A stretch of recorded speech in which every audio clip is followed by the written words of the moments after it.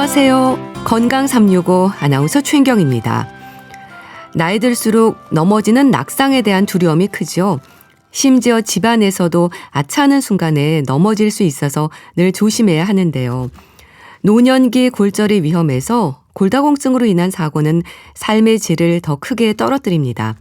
특히 고관절이 골절되는 경우에는 오랜 기간의 치료와 재활이 필요하죠. 하지만 골다공증은 증상이 전혀 없기 때문에 골절을 당하고 난 후에야 골다공증이 있다는 걸 알게 되기도 합니다. 골다공증성 고관절 골절의 위험 알아보겠습니다. 그리고 결혼과 임신이 늦어지는 현실에서 고위험 임신에 대한 관리도 중요한데요. 살펴야 하는 부분들도 짚어보겠습니다. 건강 365 샤리필터의 느껴봐 듣고 시작하겠습니다. KBS 라디오 건강 365 함께하고 계십니다. 골다공증은 뼈에 구멍이 생기면서 뼈의 강도가 약해지는 상태입니다. 자연히 골절 위험도 높죠. 하지만 골다공증은 골절을 당하기 전까지 특별한 증상이 없습니다. 그래서 더 문제인 거죠.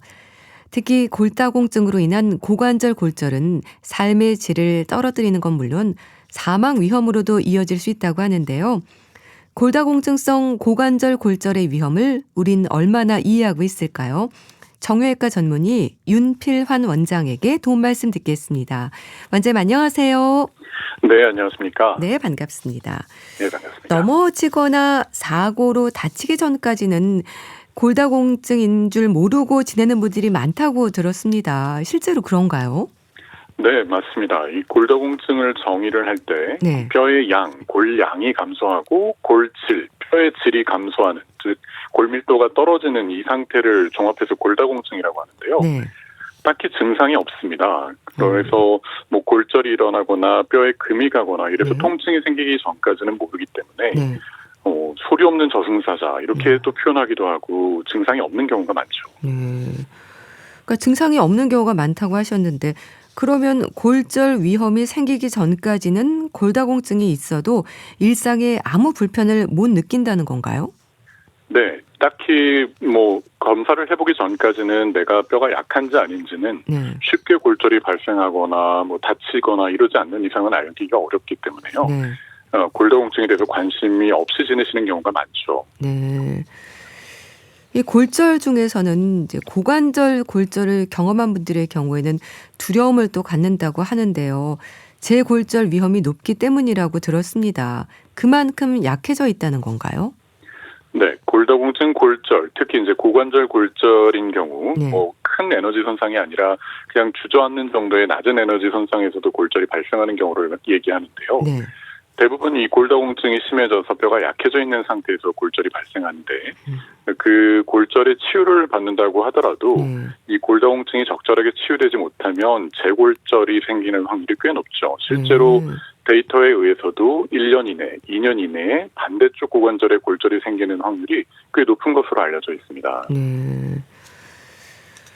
이런 골절이 심하면 또 사망 위험도 높아진다고 하던데요. 그런데 고관절 골절로 생명을 잃을 수도 있다는 건 잘 이해가 되지 않습니다. 어떤 연관이 있는 건가요? 그렇죠. 많은 분들이 궁금해하십니다. 네. 고관절이 골절됐는데 왜 사망에 이른다는 것인가 하고 궁금해하시는데요. 사실 이 주제에 다룰 때도 좀 조심스럽습니다. 이 주제 자체가 어떻게 보면은 골다공증 골절로 인한 그 고관절 골절이 발생했을 때 치료를 거부하는 일들도 생기거든요.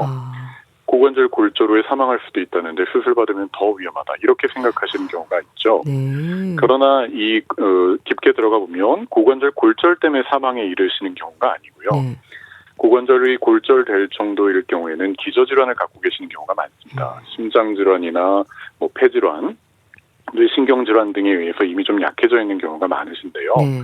그래서 수술 후에 회복하는 과정에서 여러 가지 합병증들 때문에 잘못하면 사망에 이르는 경우가 많다. 이렇게 이제 이해를 하게 되죠.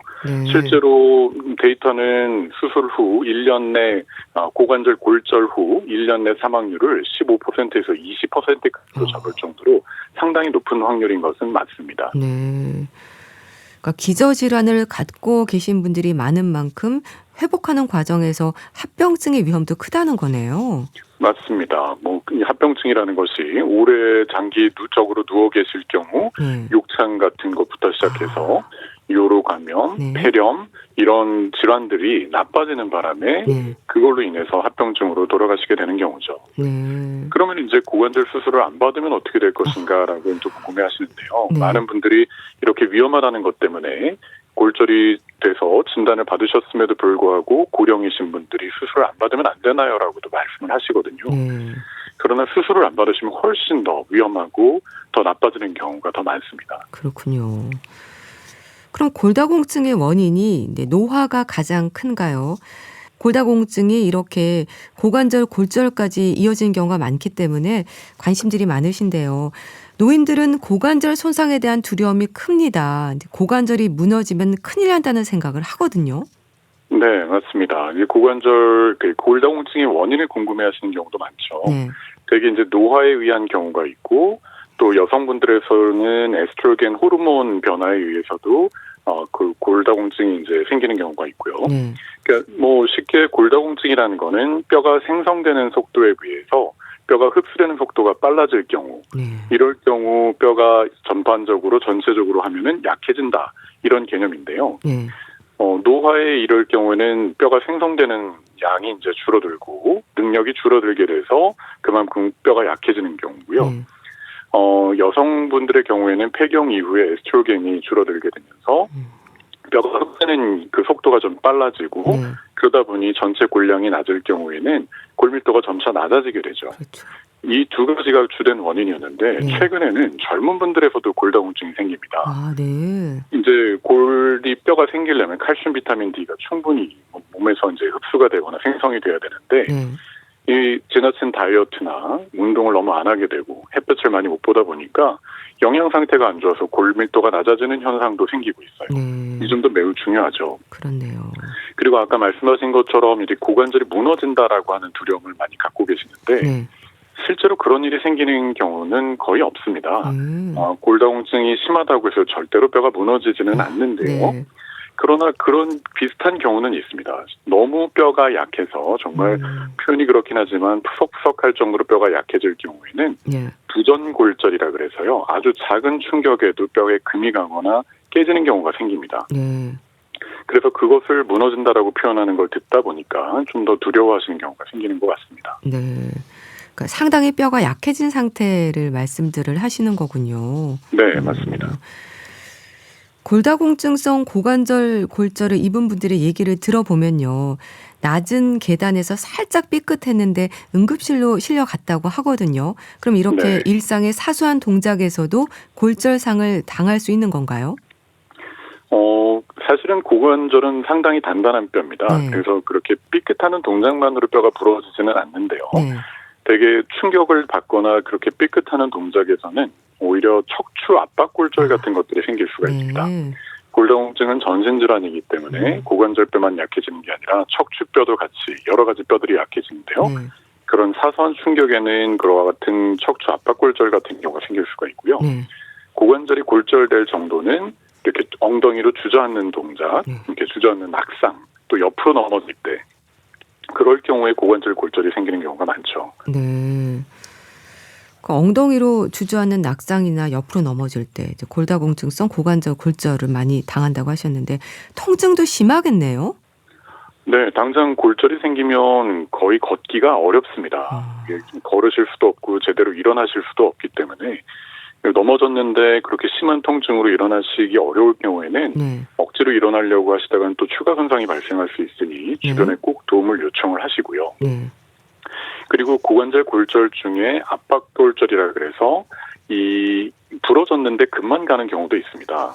네. 그럴 경우 넘어졌는데 걸을 수 있다고는 하시지만 체중을 실었을 때 사타구니 서해부 쪽에 찌르는 듯한 통증이 심하게 생기면요. 네.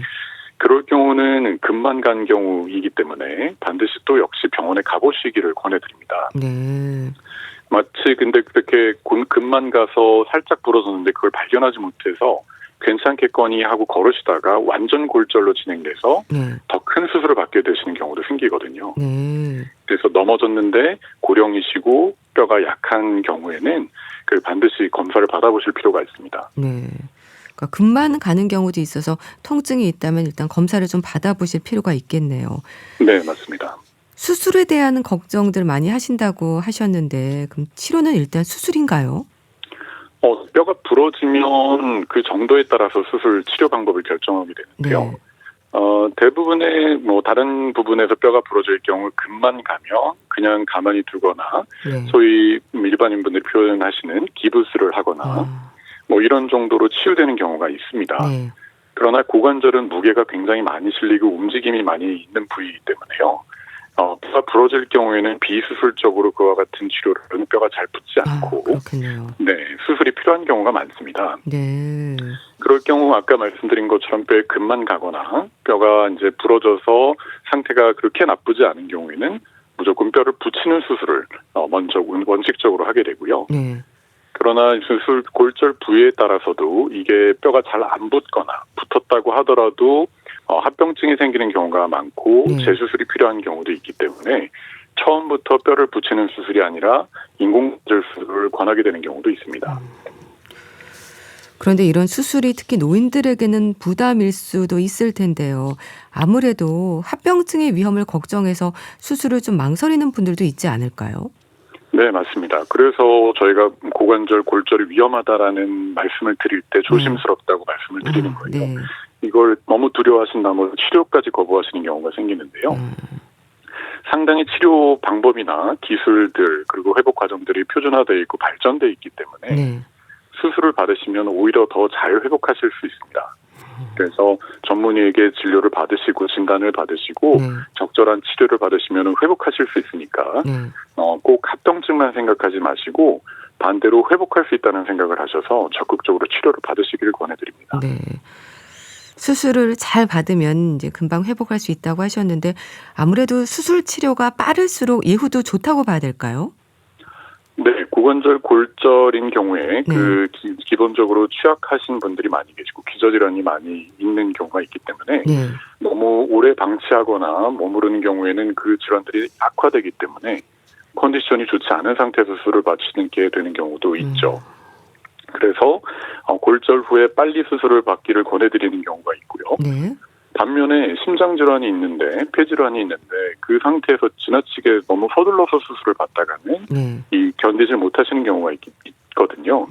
그래서 내과나 이런 협진을 하게 됩니다. 내과나 마취과 선생님들이 네. 지금 상태로 마취해서 수술을 받는 게 위험하다고 판단이 될 경우에는 서두르는 것보다는 네. 내과적으로 먼저 안정된 상태에서 치유를 받고 그다음에 수술을 받는 방법도 좋은 방법입니다. 네.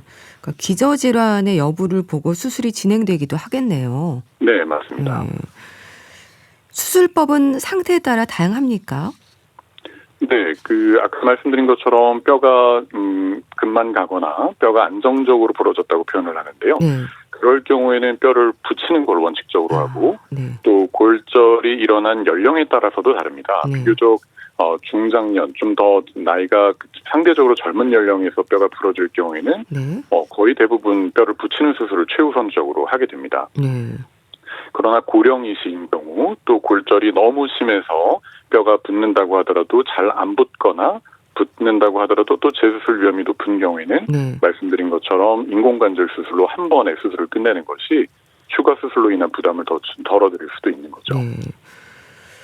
일단 금만 가거나 할 때는 뼈를 붙이는 수술을 한다고 하셨는데 이게 어떻게 진행이 되는 수술인 건가요? 금속 내 고정술이라고 합니다. 네. 뼈를 조금 절개를 하고요. 피부 절개를 하고 뼈를 이제 서로 맞추고요. 되게 부러지면 뼈를 맞춘다 이런 표현은 다들 알고 계시잖아요. 네.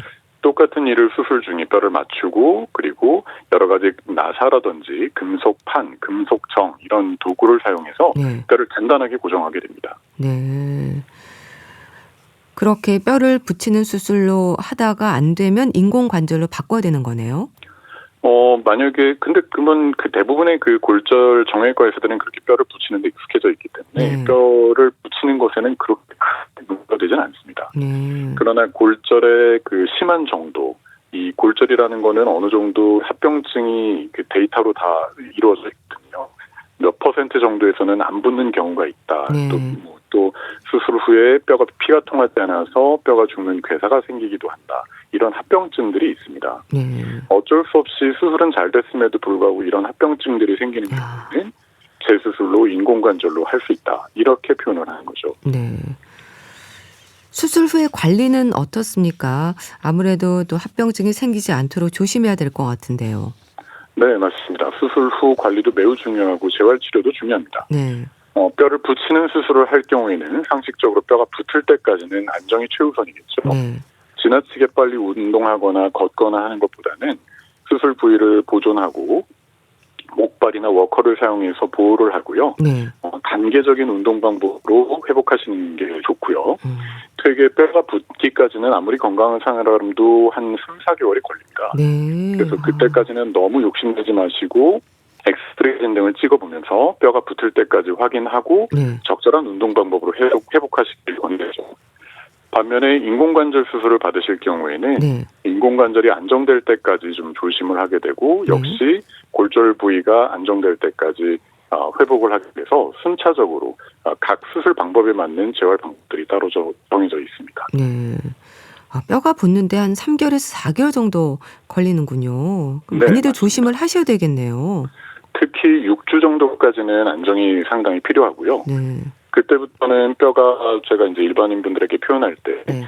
마치 도자기로 초벌구이 정도, 아. 네, 고무 찰흙 정도의 강도로 좀 진득진득하게 붙는다 이렇게 말씀을 드리거든요. 네. 그때부터는 어느 정도는 좀 운동을 시작할 수 있는 시기가 되는 거죠. 그리고 이제 3, 4개월째 엑스레이상으로도 또 임상적으로도 통증이 다 사라지고 뼈가 완전히 붙게 되면 그때부터는 아주 적극적으로 재활운동, 근력운동을 통해서 정상으로 돌아가려고 노력을 하게 됩니다. 네. 일시적으로 선망 증상도 올 수 있다고 들었습니다. 그런가요?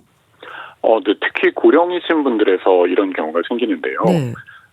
수술 받고 나서 여기가 어딘지, 내가 뭘 했는지 마치 치매 증상처럼 나타나서 가족분들이 놀라시는 경우가 있습니다. 네.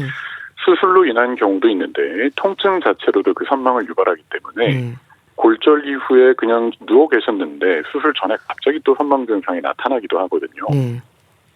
그래서 저희가 그것을 예방하기 위해서 가족분들에게 옆에서 항상 대화도 열심히 하시고 여기가 어디고 어떤 상황인지를 대화로 이제 좀 말씀을 많이 드리라고 하죠. 그러나 역시 이것도 확률적으로 발생하는 일이라서 발생했을 경우 적극적으로 신경정신과나 여러 가지 치료를 병행하시는 게 좋고요. 네. 대부분 그냥 선망 증상인 경우에는 원래대로 아무 문제 없이 회복하시는 경우가 훨씬 더 많고요. 네. 근데 연구 결과에 의하면 일부에서는 치매로 좀 진행하는 경우가 있기 때문에 수술 후에도 관리가 매우 중요합니다. 네. 좀 합병증이 생기지 않고 잘 회복될 수 있게끔 뭐 욕창에 대한 예방이라든지 보행 훈련도 필요하지 않을까요? 네, 맞습니다. 그래서 팀 어프로치라 그래서 이 고관절 골절, 특히 노인에서의 고관절 골절은 그냥 골절 수술만으로 끝나는 것이 아니라 재활 치료도 중요하고 가족분들의 지지와 그 도움도 많이 필요하고요. 그리고 이 말씀드린 것처럼 지금 골다공증 때문에 골절이 생겼기 때문에 단순히 골절을 치료하는 것뿐만이 아니라 이제는 뼈를 더 튼튼하게 만들어야 되고 향후 재골절의 예방을 위해서 이 골다공증의 적극적인 치료가 또 매우 필요합니다. 말씀드린 대로 증상이 없기 때문에 대부분 처음에는 그 수술 후에 골다공증 치료를 받으시다가 뭐 잘 회복되고 증상이 없으니까 이후 중단해 버리시는 경우가 생기는데요. 그럴 경우 안타깝게도 한 2, 3년 뒤에 재골절이 돼서 응급실로 실려오시는 경우도 뵙게 되죠. 일단 골다공증에 대한 적극적 치료가 필요하고요. 또 재활 치료의 경우에도 재활의 시간에 인내가 많이 필요하겠어요. 네, 통계적으로는 이런 골다공증성 고관절 골절 후에 정상적으로 아무 도움 없이 원래대로 걷는 경우는 한 60% 정도로 보입니다. 그 나머지는 못 걷는다기보다는 지팡이나 좀 도움 필요할 정도로 이제 보행을 하시거나 수술 전과 아주 동일한 정도로 걷지 못한다는 것이지 아예 못 걷는다는 것은 아니고요. 네, 그래서 수술 후에 운동 치료나 재활 치료가 매우 중요합니다. 네. 자, 골다공증성 고관절 골절을 예방하기 위해서는 골다공증을 예방하는 게 중요하다고 계속 강조해 주셨는데요. 어떻게 하면 될까요? 실제로 골다공증으로 진단을 받으셨다면 주저하지 마시고 적극적으로 치료를 받으셔야 되고요. 네. 그러나 이 골다공증 질환은 만성 질환입니다. 단기간에 치료로 끝나지 않기 때문에 꾸준하게 전문의에게 치료를 받으시면서 호전 여부를 판단하시는 게 좋고요. 그리고 약물 치료만 중요한 것이 아니라 네. 음식도 굉장히 중요합니다. 칼슘, 비타민 D가 함유된 음식을 좀 섭취를 하시고요. 네. 저희가 햇볕을 많이 보고 오시라고 말씀을 드리는데 요새는 피부 관리 때문에 선크림을 많이 바르시잖아요. 네. 그래서 너무 지나치게 선크림을 많이 바르면 아무리 일광욕을 한다고 해도 효과가 없습니다. 그래서 하루 20-30분 정도는 햇볕에 노출을 시키고 30-40분 이상 세정이 실리는 걷는 운동을 권해드리게 되죠. 또 이 골절 예방을 위해서는 뼈만 튼튼하다고 되는 것이 아니라 네. 넘어지지 않도록 하셔야 되는데요. 그것을 위해서는 근력 운동과 균형 잡는 운동을 같이 병행을 하시는 것이 가장 중요합니다. 네, 알겠습니다. 자, 오늘은 골다공증성 고관절 골절의 위험에 대해서 자세히 알아봤는데요. 정형외과 전문의 윤필환 원장과 함께했습니다. 말씀 감사합니다. 네, 감사합니다. KBS 라디오 건강 365 함께하고 계신데요. Earth, Wind and Fire의 After the Love Has Gone 듣고 다시 오겠습니다. KBS 라디오 건강 365 함께하고 계십니다. 출산율은 떨어지고 있지만 고위험 임신은 늘고 있다는 지적입니다. 어떻게 이해하면 될까요? 고위험 임신으로 얘기되는 기준도 궁금한데요. 가톨릭대 인천 성모병원 산부인과 최세경 교수에게 도움 말씀 듣겠습니다. 교수님 안녕하세요. 네, 안녕하세요. 네, 반갑습니다. 전체적으로 출산율은 떨어지는데 고위험 임신은 늘고 있다고 들었습니다. 그런가요? 네, 맞습니다. 우리나라 합계 출산율이 10년 전인 2015년만 해도 네. 한 1.24명 수준이었는데 현재는 0.7명 정도로 떨어져서 OECD 국가 중에 가장 낮은 수준입니다. 네. 네, 그래서 출산 자체가 줄고 있다는 점은 분명한 현실인데 네. 그런데 이제 동시에 고위험 임신은 또 많아지고 있습니다.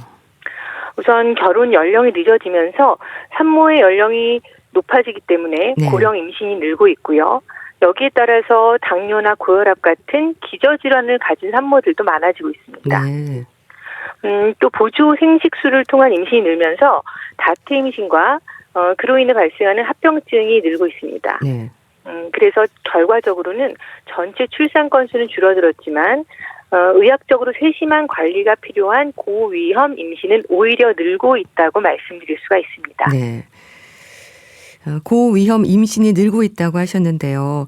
자, 그렇다면은 고위험 임신이라는 용어부터 설명이 좀 필요할 것 같습니다. 어떻게 이해하면 될까요?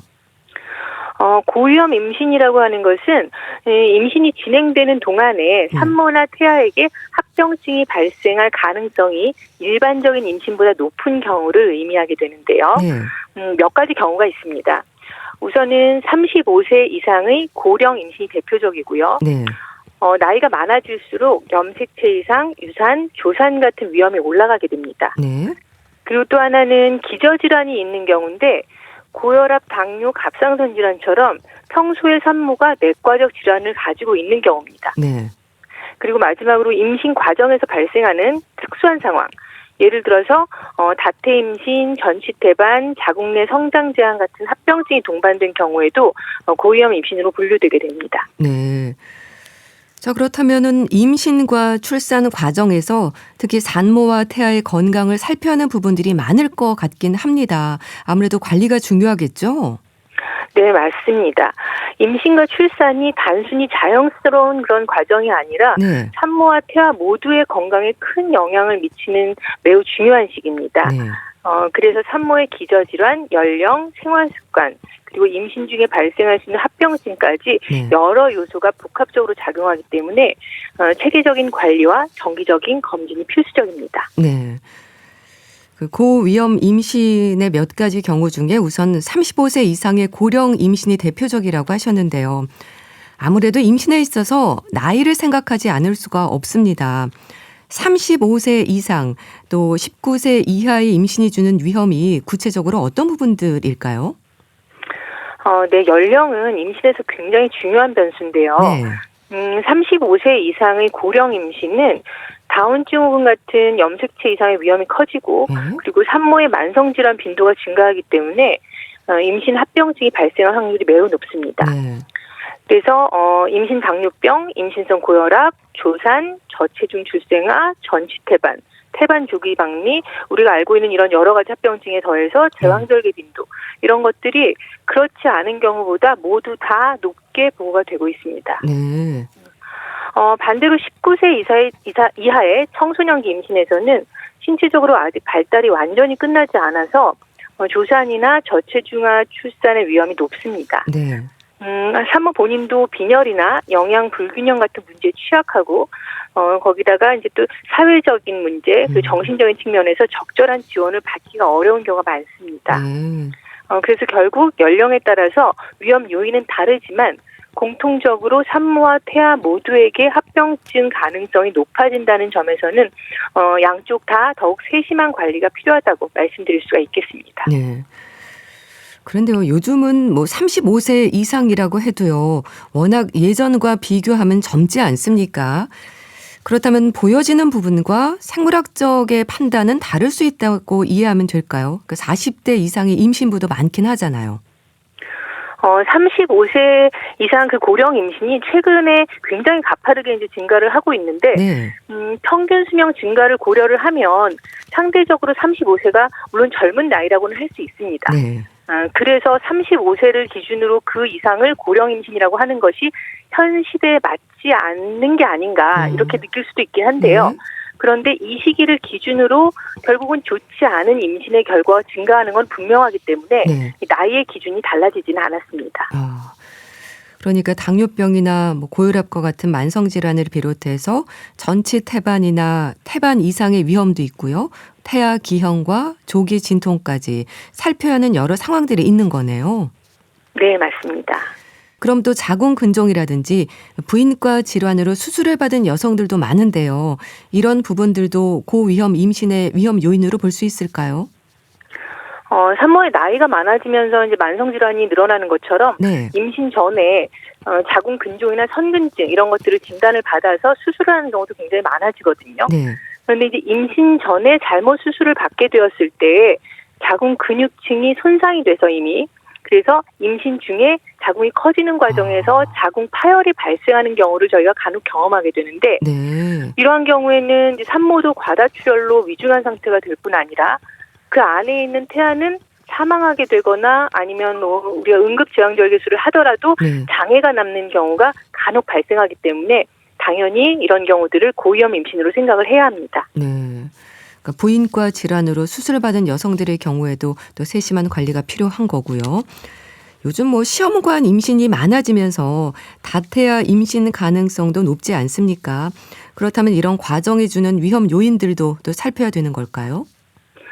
네, 맞습니다. 보조 생식 수술이 이제 늘어나면서 과거보다 다태 임신의 빈도가 굉장히 높아졌습니다. 네. 다태 임신은 자연적으로 발생할 수 있지만 시험관 시술에서는 이제 배아를 여러 개 인식하는 과정 때문에 그 가능성이 훨씬 더 이제 커지게 되고요. 네. 다태 임신 자체가 조산, 저체중아, 태아 성장 부진 같은 그런 합병증의 위험성을 크게 높이기 때문에 우리가 세심하게 봐야 되고요. 산모 입장에서도 또 자궁 내 출혈 그리고 임신 고혈압, 당뇨, 조산의 위험이 모두 다 증가를 하게 됩니다. 네. 그리고 또 시술 과정에서 사용하는 이 배란 유도제가 난소 과자극 증후군 같은 그런 합병증을 일으킬 수 있기 때문에 주의가 또 필요합니다. 네.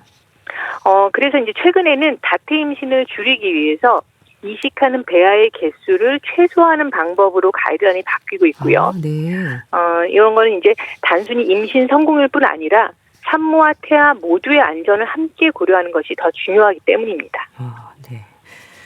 또 앞에서 짚어주셨지만요. 태반 이상에 대한 걱정도 많이 하는 것 같은데요. 그 위치나 기능상의 문제가 생길 수 있다는 걸까요? 그렇죠. 그래서 위치 문제의 대표적인 것이 이제 전치태반으로 들 수가 있고요. 네. 그리고 태반이 제 역할을 하지 못해서 태아에게 충분한 산소와 영양이 전달하지 못해서 그래서 이제 태아 성장 지연이나 조산 같은 결과로 이어지는 이런 합병증들도 있습니다. 네. 그런 위험 요인들로 인해서 생길 수 있는 위험은 이제 태아와 산모 모두에게 있을 수 있다는 거죠? 네, 그렇죠. 그래서 자궁 입구를 덮고 있는 이 전치태반은 출혈의 위험이 크고 네. 그리고 또 분만에도 직접적인 영향을 주게 됩니다. 그리고 이제 자궁 입구를 덮고 있는 이런 태반 말고도 네. 태반 기능에 문제가 있는 태반 기능 부전에서는 태아 성장 지연이나 조산이 발생을 하기 때문에 네. 그래서 이제 저체중 출생아를 분만하게 되는 결과를 낳게 됩니다. 네. 그래서 이제 경우에 따라서는 또 태반이 조기에 분리되는 태반 조기 박리처럼 산모와 태아 모두에게 위험한 상황이 생기는 그런 질환도 있습니다. 네. 전치 태반의 경우에는 뭐 출혈 위험이 크고 분만에도 직접적인 영향을 줄 수 있다고 말씀하셨는데요. 그러니까 전치 태반이 고위험 임신인 이유는 분만이 어려울 수도 있기 때문인 건가요? 네, 그렇습니다. 네. 전치 태반은 이제 태반이 자궁의 입구, 즉 자궁 경부를 덮고 있는 상태인데 네. 그렇게 되면 이제 막고 있기 때문에 자연 분만은 못하게 되고 제왕절개를 해서 이제 분만을 하게 되는데요. 이 경우에는 결국은 이제 임신 후기나 분만 과정에서도 굉장히 과다한 출혈이 생길 수가 있기 때문에 네. 태아와 산모 모두에게 위험할 수가 있습니다. 네. 그리고 또 이제 전치태반일 경우에는 분만 후에도 그러니까 수술로 분만을 하지만 네. 어쨌든 분만 후에도 과다 출혈이 종종 발생하게 되는데 네. 산모의 생명에 지장을 주는 경우도 간혹가다 있고요. 네. 그렇기 때문에 이런 경우에 전치태반은 대표적인 고위험 임신으로 분류가 되게 됩니다. 네. 그런 경우에 대비해서 위험을 미리 준비를 해야 되겠네요. 응급 상황이 생길 수도 있다는 건데 이제 제왕절개를 한다고 하셨습니다. 그러니까 제왕절개라든지 수술적 치료까지 여러 방법들이 있다는 거네요. 네, 분만은 기본적으로 이제 제왕절개 수술로 분만을 해야 되는 거고요. 네. 그래서 제왕절개 수술을 근데 제대로 한 경우에도 출혈이 많을 경우에는 수술 후에 자궁 안에 자궁 내강에 지혈 풍선을 삽입하고 나오는 경우도 있고요. 네. 그래도 출혈이 조절이 되지 않으면 자궁으로 가는 주된 혈류를 차단하는 자궁 동맥 색전술을 시행하기도 하고 네. 그래도 안 될 경우에는 간혹 가다가 자궁 적출술을 시행할 수밖에 없는 경우도 발생하게 됩니다. 그런데요, 이런 말씀 주신 전치 태반이나 뭐 산후 출혈에 대해서는 임신부나 보호자가 잘 모르지 않나요? 대비하려면 알아야 될 것 같은데요. 근데 요즘은 정보도 같이 공유되고 네. 산모분들이 다 똑똑하시기 때문에 모를 수는 없습니다. 그렇군요. 네. 그리고 이제 진료를 보는 과정에서 전치태반은 굉장히 위험하기 때문에 네. 전치태반이 있는 경우 산모에게 반드시 고지를 해야 되고요. 그래서 임신 중에 출혈이 있을 수 있다는 사실도 교육을 반드시 해야 됩니다. 네. 그래야지 출혈이 있을 때 환자들이 지체 없이 병원을 방문할 수가 있습니다. 네. 자, 그렇다면 전치 태반인 분들이 일상에서 조심할 부분이나 빨리 병원으로 가야 하는 증상도 있을 것 같은데 어떤 게 있을까요?